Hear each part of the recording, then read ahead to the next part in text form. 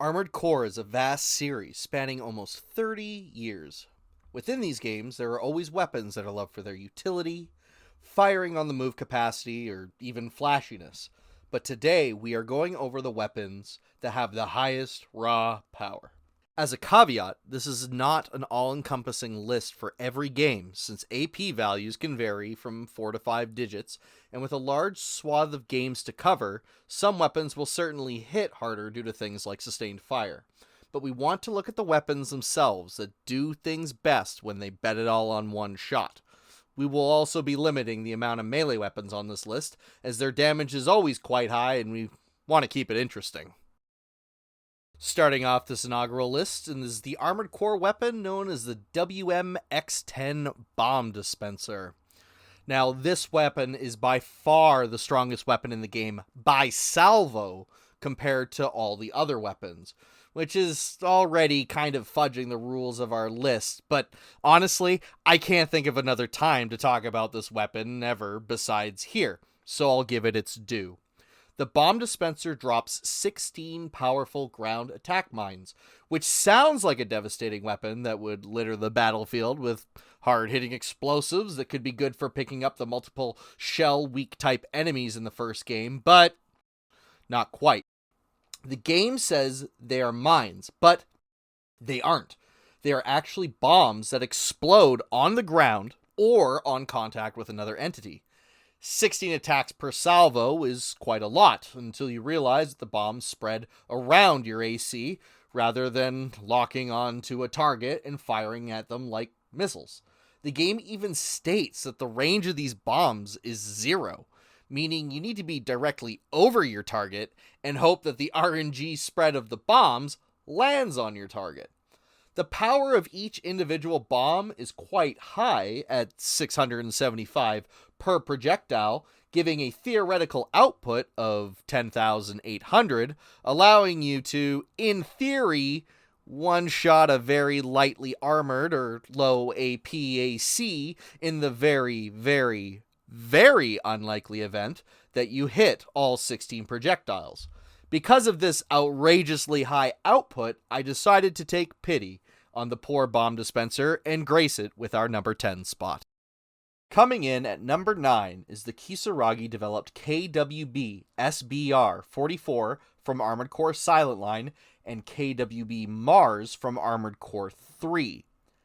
Parrying blades have always had a functional identity problem in the Gen 3 and 3.5 games, being unable to lock on to opponents and having an enormously long charge time for a melee weapon has driven them into the realm of only being used as all-in boss killer weapons or a fire and pray it hits on a slow-moving target in the arena type weapon.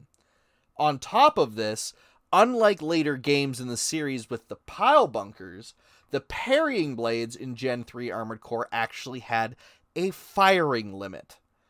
These limits were actually quite small, with 4 shots for the KWB SBR44 and 10 for the KWB Mars. I would also like to reiterate that this list is not necessarily the most effective weapons in the games, but rather the weapons with high attack power. And in Gen 3, parry blades could not be beat. The KWB SBR44 had a staggering attack power of 4,500, and the Mars had a power of 3,100.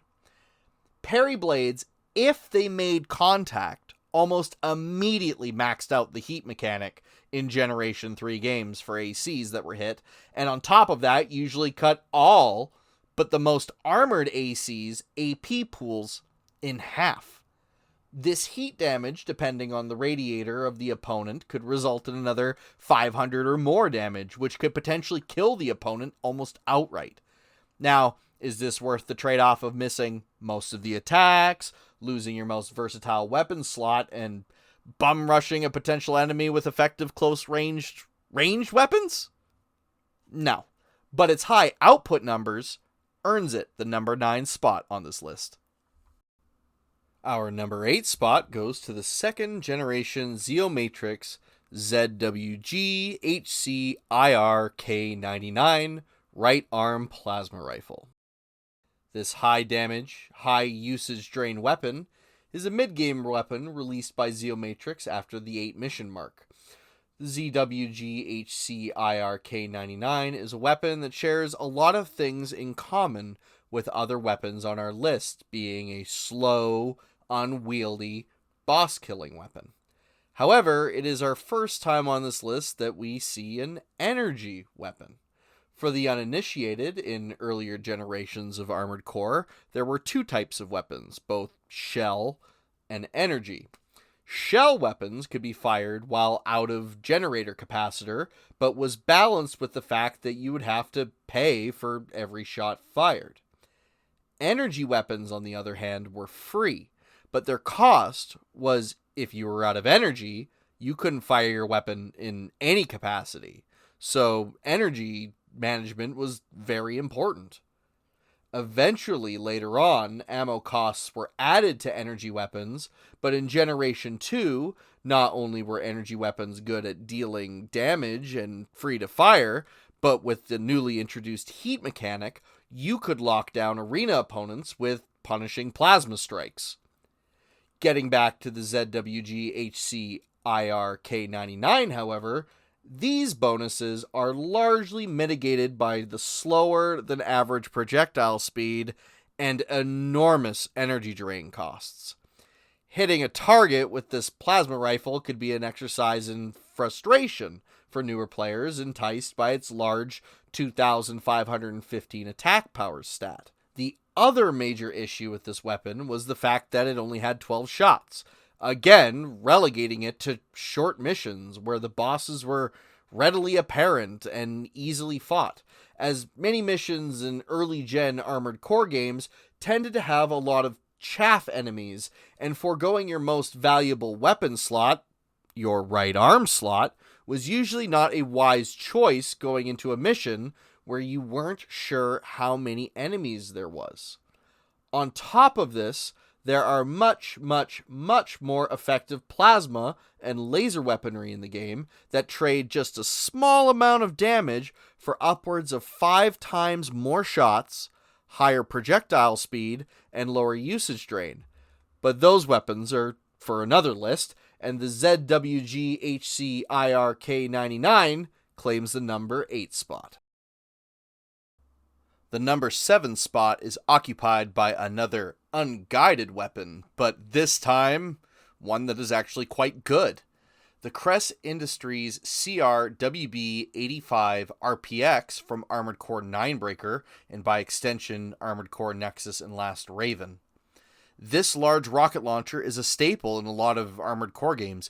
Even though the shape of the launcher in Armored Core 1 mimics this one, those ones are actually small rockets. That being said, we aren't talking about the Armored Core 1 small rockets. We are talking about the Gen 3.5 large rockets. The CRWB85 RPX is great for people who can actually manually aim in the older games. In Generation 3.5, they strongly nerfed the capability of partial locks, or locks that were yellow rather than green. This opened up some more play for the rocket launcher-like weapons in this generation. Rockets have always been a great high-risk, high-reward weapon where the risk is purely based on the player's skill. The rockets tend to have a very forgiving hitbox, allowing for connects that don't look like they should connect, and the 3,200 base damage points is a solid payoff, comparable to the raw damage output of grenade launchers of Gen 3 or 3.5. These rockets don't stop swinging with their pluses. On top of damage, ammunition cost is low, making them effective mission running weapons.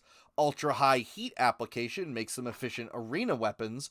Good weight to damage output makes them viable on lighter weight mechs, and an okay ammo count of 18 makes them somewhat forgiving as a boss-killing armament. All of these bonuses are also magnified that the weapon can be fired on the move as a back equipment, freeing up the ever-important arm slots. Of course, the downside of not being able to lock on means that almost all of these bonuses are negligible if you can't hit your target. But that downside is still made up for by the fact that Outside of things like planes and high mobility aerial MTs, there aren't that many ultra quick targets in Generation 3 and 3.5. Keeping things in scope, though, the CRWB85 RPX does what we want, and that's for it to hit hard, so it occupies the number 7 slot.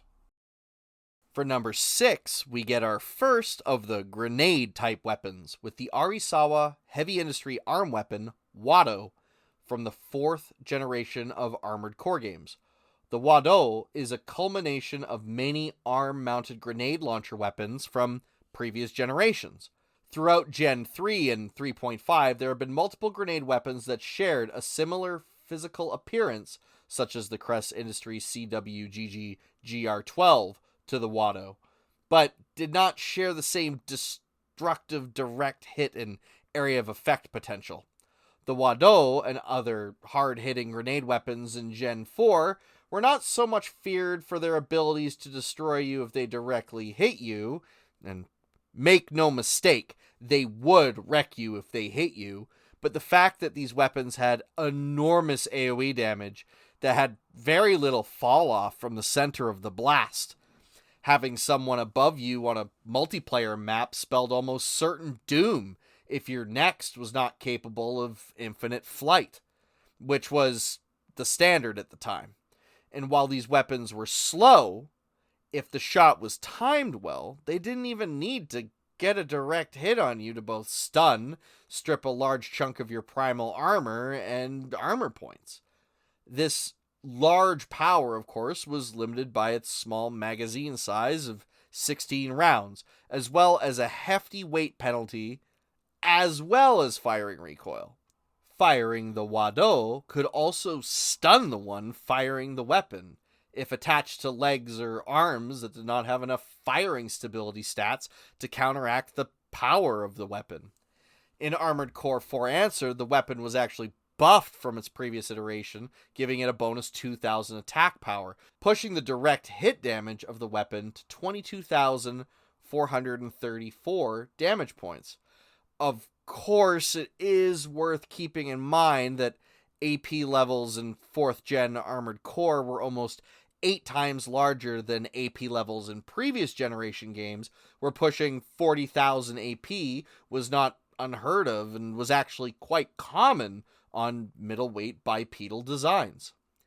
This, however, should not detract from the fact that being hit with this weapon while primal armor was down would pretty much guarantee a next destruction, and for that reason, the Wadau gets number 6.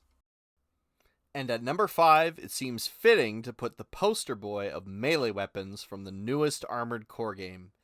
The PB033M Ashmead by Balaam Industries is a left arm only melee weapon with 1,688 attack that is unlocked by clearing the first chapter of the game. Arguably the first multiplayer meta weapon on this list, the Ashmead is loved by both new players and PvP players for its ability to obliterate both online foes and trivialize majority of the story missions by crippling and sometimes even skipping entire phases of a fight with a charged pile bunker strike. This is the first weapon on the list that can be charged, enabling higher attack damage potential. The Ashmead's 1,688 attack can be boosted to a staggering 4,630 attack power on a full charge. This isn't even its full potential, as strikes landed on staggered opponents deal even more damage as opposed to raw hits.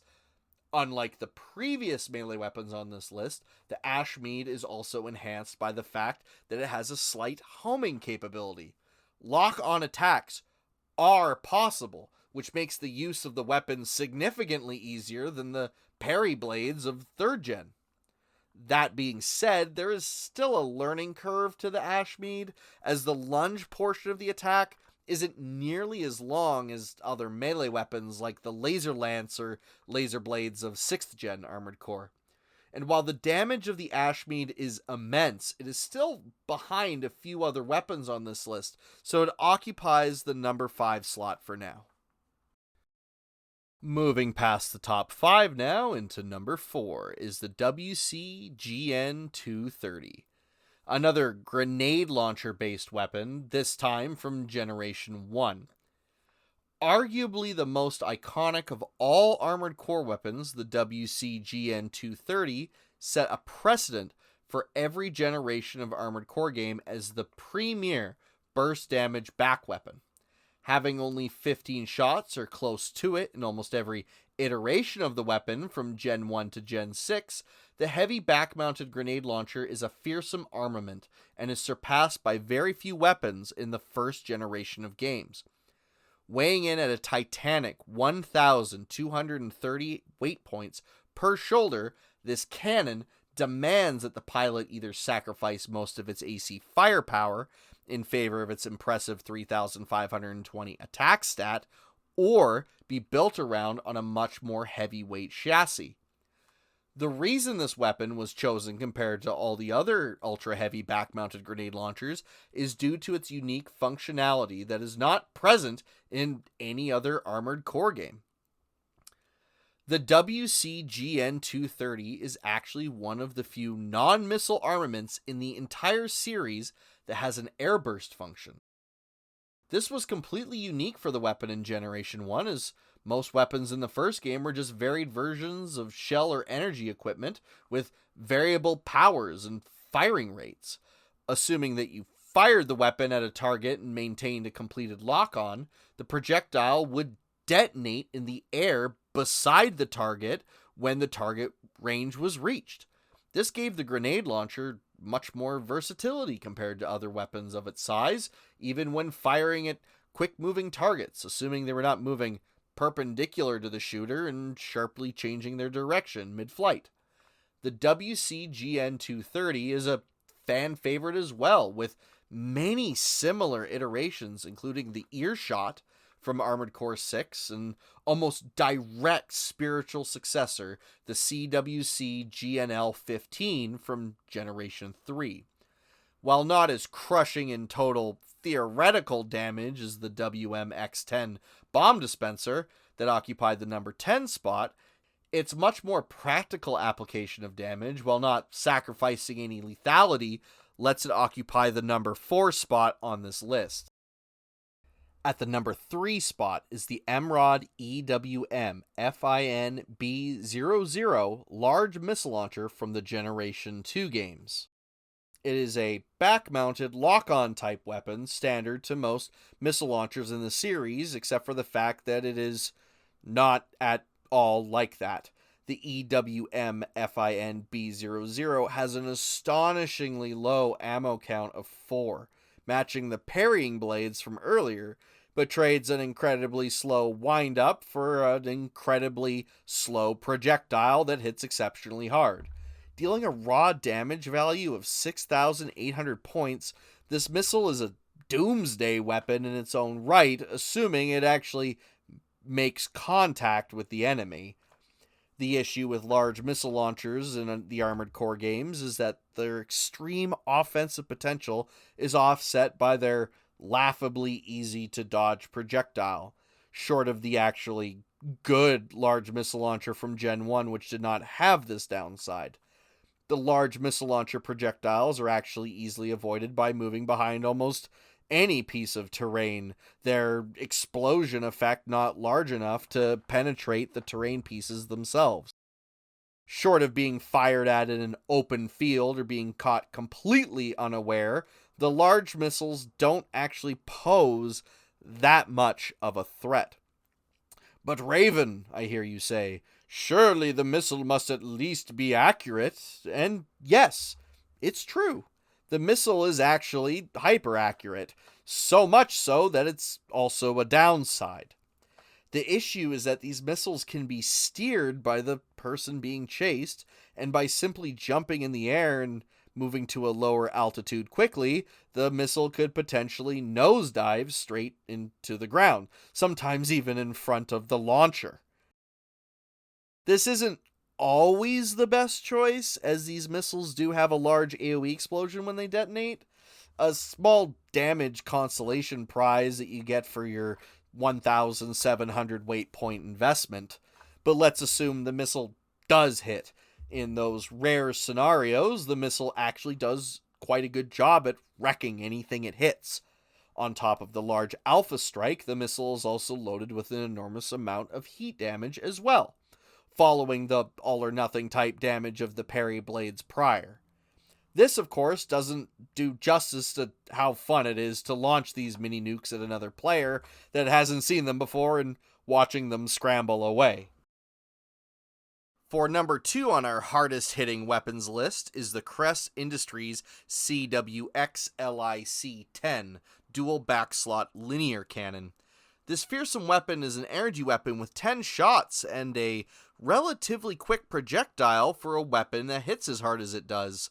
Unlike a lot of weapons on this list, even though its damage is very high, its effectiveness is also quite reliable, assuming the controller can take their time and line up their shots. Of course, like some of the other heavy-hitting weapons on this list, it requires the player to stop and brace the weapon before firing. This penalty is negated by either being human plussed on tank treads or using quad legs. Boasting an attack power of 5,820, dwarfing even the 4-shot parry blades of the same game, this weapon will reduce most targets in the game to molten slag in a single shot and can trivialize the arena grind up to the A ranks through sheer offensive potential. Weighing only 200 weight points more than the single shoulder slot heavy grenade launchers of the same generation, the linear cannon is actually a somewhat balanced piece of equipment. Of course, the elephant in the room is the fact that the gun only has 10 shots, and a huge energy cost to fire. Plus, it takes up both of your back slots. On top of the fact that the weapon applies borderline non-existent heat pressure to an opponent, the CWX-LIC-10 relies purely on its nauseatingly high damage numbers. The weapon doesn't have much in terms of utility or flash, well, besides the huge flash it generates when it fires. It's difficult to talk more about this weapon, as all it really does is hit exceptionally hard, and occupies the number 2 slot for being almost the best at what it does, and that would be if it weren't for the weapon in our number 1 slot. And finally, at number 1, we have the Aquavit and Taurus Kojima cannons. For anyone who has used a Kojima cannon from 4th Gen Armored Core would understand why this weapon occupies the top spot on this list. Kojima weapons, specifically the cannons, are extremely powerful, but difficult to use gimmick weapons from the 4th generation of games. The other example of charging weapons on this list, the Kojima cannon had a ridiculously long charge time, upwards of 10 seconds or higher to reach full power. On top of this, charging the cannon would deplete your primal armor on your AC, putting you at risk of taking more damage during the charge.